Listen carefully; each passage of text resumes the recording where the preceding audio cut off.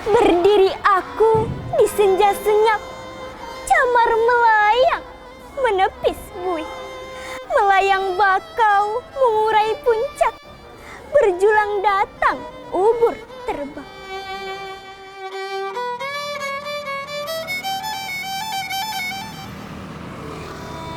Tengku Amir Hamzah tidak bisa kita lepaskan terhadap karya-karya puisinya. Karena Tengku Amir Hamzah pernah mengatakan bahwa kata-kata itu mampu menghidupkan perasaan manusia. Jadi beliau memang sosok atau tokoh yang memang mengenalkan bahasa Indonesia di luar dari tempat kelahirannya. Masyarakat Tanjung Pura sampai saat sekarang masih sangat ingin menyekolahkan anak-anaknya menempuh pendidikan, khususnya pendidikan Islam di Jamiah Mahmudiyah. Karena memang Jamiah Mahmudiyah dari dulu sudah banyak melahirkan orang-orang besar di tingkat nasional, bahkan sampai di luar negeri.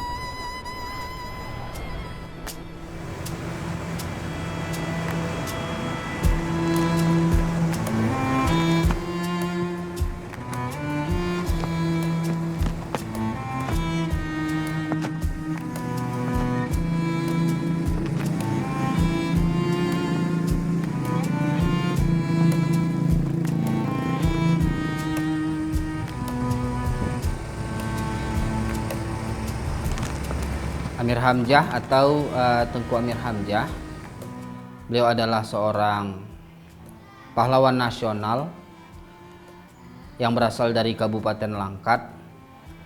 Beliau adalah dikenal dengan Raja Penyair Pujangga Baru. Jadi beliau adalah salah satu sosok pemuda dari Langkat yang membawa harum nama Langkat di kancah nasional. Karena beliau memang ketika mudanya menempuh pendidikan di Batavia.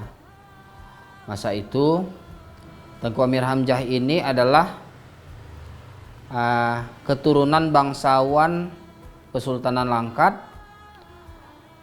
Ia lahir tanggal 28 Februari 1911. Lahir dari seorang ayah yang bernama Tengku Pangeran Muhammad Adil. Ayahnya adalah pembesar pada masa itu di Kesultanan Langkat. Maka beliau termasuk keluarga bangsawan Kabupaten Langkat yang masa kecilnya memiliki kesempatan untuk menempuh pendidikan. Karena masa itu di Kesultanan Langkat ini tidak banyak anak-anak yang bisa menempuh pendidikan karena masa itu sekolah masih sangat terbatas jumlahnya dan hanya dari sekolah-sekolah yang disediakan oleh Belanda. Pada masa itu hanya anak-anak yang orang mampu saja yang bisa menempuh pendidikan di sekolah-sekolah.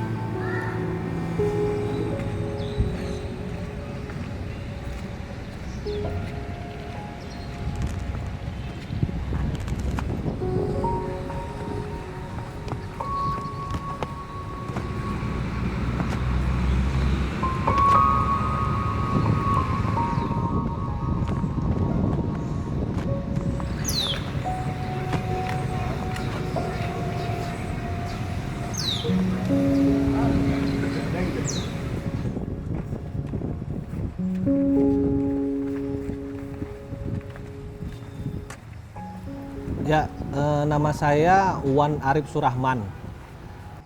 Kebetulan di sini saya sebagai cicit kandungnya Tengku Amir Hamzah. Nah, sedikit saya cerita, Tengku Amir Hamzah itu punya istri Tengku Kamelia, anak dari Sultan Mahmud. Pernikahan Tengku Amir Hamzah dan Tengku Kamelia itu lahirlah Tengku Tahura. Nah, Tengku Tahura ini mempunyai dua anak. Yang pertama Tengku Rajib dan Tengku Rina. Nah, saya kebetulan anak dari Tengku Rina. Secara garis keturunan secara langsung lah. Ya, keturunan ketiga lah.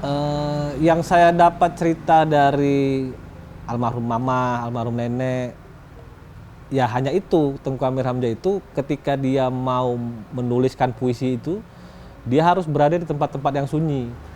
Karena mungkin kan kalau kita berada di tempat yang ramai, kita akan susah untuk mencari inspirasi untuk menuangkan hasil-hasil karya kita dalam bentuk puisi. Makanya Tengku Amir Hamzah itu memilih tempat-tempat yang sunyi. Makanya kalau kita baca puisi-puisi dia, itu mempunyai arti atau makna yang begitu dalam, baik terhadap perjuangan ataupun tentang ketuhanan. Nah, mungkin itu juga yang beliau dapatkan ketika beliau berada di tempat-tempat yang sunyi. Jadi inspirasi itu dia dapatkan ketika dia berada di tempat-tempat yang sunyi, seperti itu.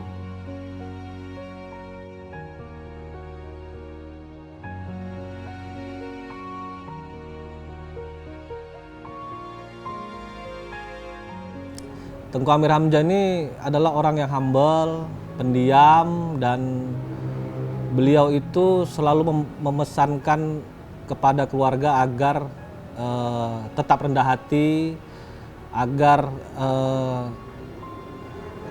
penyayang kepada orang lain, dan selalu berbuat jujur serta amanah. Itulah pesan-pesan yang nenek saya sampaikan kepada kami, bagaimana Tengku Amir Hamzah itu mendidik keluarganya. Ada satu kebiasaan unik yang sering dilakukan Tengku Amir Hamzah. Beliau ini senang kesunyian.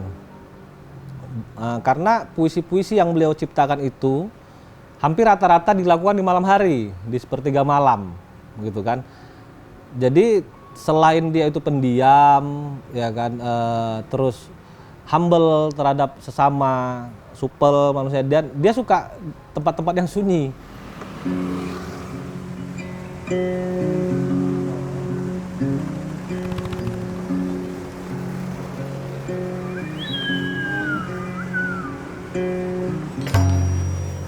Perasaannya tentu bangga ya, tapi di satu sisi lain juga saya harus mawas diri karena sebagai cicit Tengku Amir Hamzah ini tidak gampang. Kita harus menjaga perilaku kita. Lalu perjuangan-perjuangan beliau kan tidak putus hanya di situ saja. Saya sebagai cicitnya juga harus meneruskan perjuangan-perjuangan beliau yang berkaitan dengan bangsa dan budaya. Nah, makanya sekarang saya coba untuk membangkitkan lagi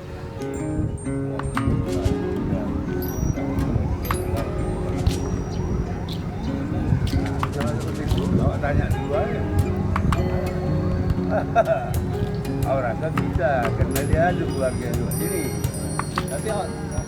Kebetulan cicit-cicitnya semua punya minat dan bakat terhadap seni dan budaya. Tapi yang untuk khusus terhadap puisi belum ada sih, belum ada, karena belum ada karya-karya puisi dari kami yang bisa seperti beliau. Nah, namun kalau untuk seni dan budaya, hampir semua keturunannya memiliki kecintaan terhadap seni dan budaya. Pertama, memang Amir Hamzah ini dialah yang menerbitkan ya majalah Pujangga Baru bersama temannya. Waktu itu kalau saya tak salah namanya Armin Pane dan Sultan Takdir Ali Syahbana. Jadi 3 serangkai inilah yang menerbitkan majalah Pujangga Baru itu. Dan memang yang paling banyak menuliskan puisi ya Tengku Amir Hamzah ini. Kenapa Amir Hamzah banyak menuliskan puisi? Tentu itu didasari dari kisah hidupnya. Kalau kita baca sekilas sajak-sajak Amir Hamzah itu, bagi kita orang awam tentunya akan sulit untuk kita pahami apa makna dari sajak tersebut. Tetapi memang bagi orang-orang yang paham tentang sastra, dia akan melihat sajak Amir Hamzah itu memang sangat spesial dan memiliki arti yang sangat mendalam. Dalam rupa maha sempurna, rindu sendu mengharu kalbu. Ingin datang merasa sentosa, menyecap hidup bertentu tuju. Apa yang bisa kita tiru dari sosok Tengku Amir Hamzah? Tentunya semangat perjuangan beliau. Karena Tengku Amir Hamzah ini adalah salah satu konseptor Sumpah Pemuda, dan dia juga pernah menjadi ketua Yong Sumatera, ya kan? Nah, semangat-semangat yang dibangun Tengku Amir Hamzah ini dalam hal perjuangan itu, bagaimana dia meletakkan semangat itu dalam bentuk puisi. Nah, Tengku Amir Hamzah itu pernah mengatakan bahwa kata-kata itu adalah senjata.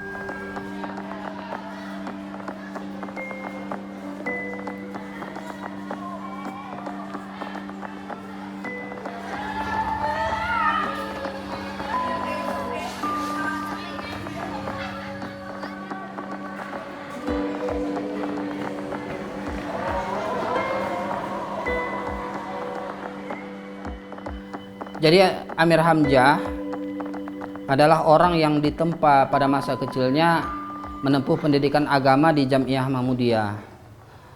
Ketika pagi sampai siang ia sekolah di Langkace School itu, maka sore hari dia akan belajar mengaji, belajar Al-Quran di maktab atau madrasah Jamiah Mahmudiyah.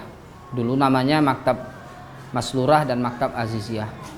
Maka dalam pelajaran sorenya itu beliau diajari pelajaran-pelajaran keislaman seperti tauhid, fikih, akhlak dan lain sebagainya. Maka inilah menjadi dasar yang membentuk karakter Tengku Amir Hamzah.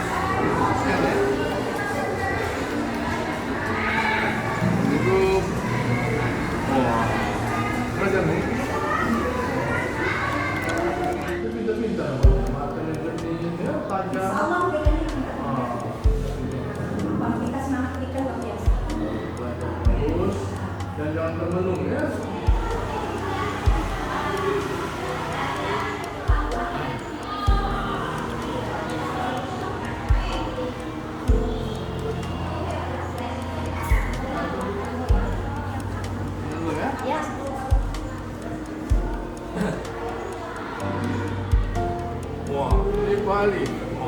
Nego. Ayo kecil.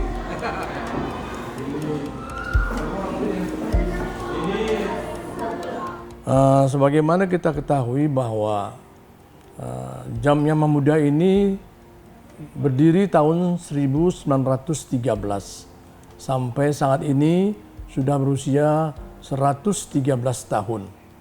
Berdirinya sebenarnya Jamiah ini dari Sultan Abdul Aziz, ya. Sultan Abdul Aziz ini memang beliau sangat besar harapannya kepada pendidikan. Nah, dan juga Ibu Masrurah. Kalau nggak salah saya Ibu Masrurah ini sebagai istri dari beliau. Jadi Jamiah ini dibangun oleh Sultan, tetapi dananya tidak 100% dari Sultan. Karena Sultan mau tahu kalau dana dibagi untuk masyarakat, jadi nggak berdirinya sekolah. Rupanya dengan semangat masyarakat dibuat Sultan demikian, jadi dibangun dan inilah hasilnya, kelasnya 2 tingkat. Tapi kalau Masjid Azizi itu 100%, 100% itu dari Sultan.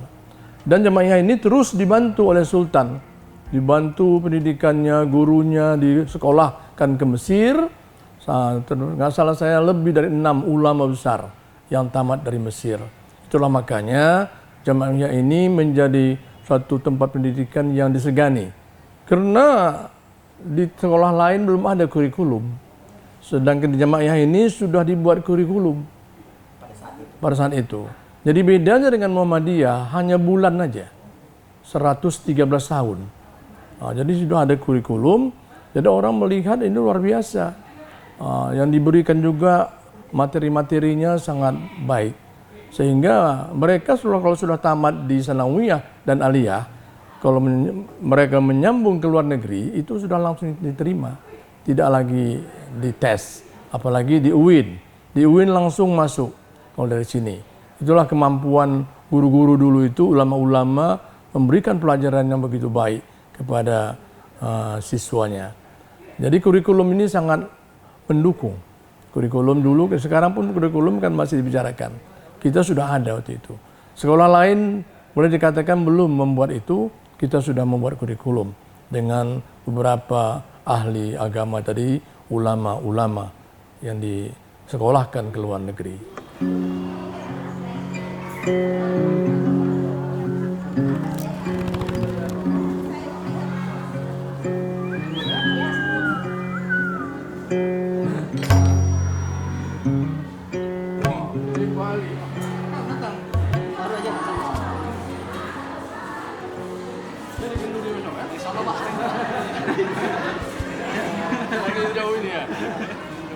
Jamiah Mahmudiyah itu kan awalnya organisasi pendidikan dan sosial yang didirikan oleh Sultan Abdul Aziz Abdul Jalil Rahmat Shah beserta para ulama-ulama dan masyarakat ketika itu ya. Jadi awalnya kan Jamiah Mahmudiyah itu kan organisasi yang bernama Jamiah Mahmudiyah li Thalabil Khairiyah.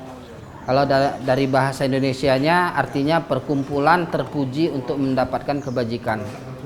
Sebenarnya kan latar belakang berdirinya organisasi ini adalah untuk mengadakan pendidikan bagi masyarakat pribumi pada saat itu. Karena ketika itu awal abad 20 kan sekolah-sekolah Belanda banyak didirikan di Langkat ini, khususnya di Tanjung Pura ya. Tetapi kan dalam sekolah-sekolah Belanda tersebut tidak bisa anak-anak Langkat ini semuanya bisa menempuh pendidikan di situ. Pertama karena biaya pendidikan di sekolah itu mahal dan hanya anak-anak pembesar atau yang bekerja atau anak-anak orang kaya yang mampu untuk sekolah di situ. Artinya terbatas bagi masyarakat umum ketika itu untuk bisa sekolah-sekolah Belanda ketika itu. Maka Sultan Abdul Aziz bersama para ulama ketika itu bermusyawarah untuk bagaimana menyelenggarakan pendidikan untuk menandingi dari sistem pendidikan yang dibuat oleh Belanda ketika itu. Karena sekolah-sekolah Belanda ketika itu tidak ada mengajarkan pendidikan agama. Maka dibentuklah organisasi Jamiah Mahmudiyah li Thalabil Khairiyah tadi pada tanggal 31 Desember 1912 ya. Dari organisasi itulah menyelenggarakan atau membuka sekolah atau madrasah yang disebut ketika itu namanya maktab atau madrasah maslurah. Sebelum berdirinya Jamiah Mahmudiyah itu sistem pendidikan khususnya pendidikan Islam itu bersifat non formal, belum ada sistem sekolah atau klasikal sama sekali. Jadi pendidikan pada masa itu masih diselenggarakan secara non formal di masjid, di rumah-rumah ulama, di rumah kiai, atau di istana. Maka dengan adanya Jamiah Mahmudiyah ini dibentuklah sebuah lembaga atau institusi pendidikan dengan sistem klasikal. Maka Jamiah Mahmudiyah menjadi institusi pendidikan Islam yang bersifat modern pada masa itu ya.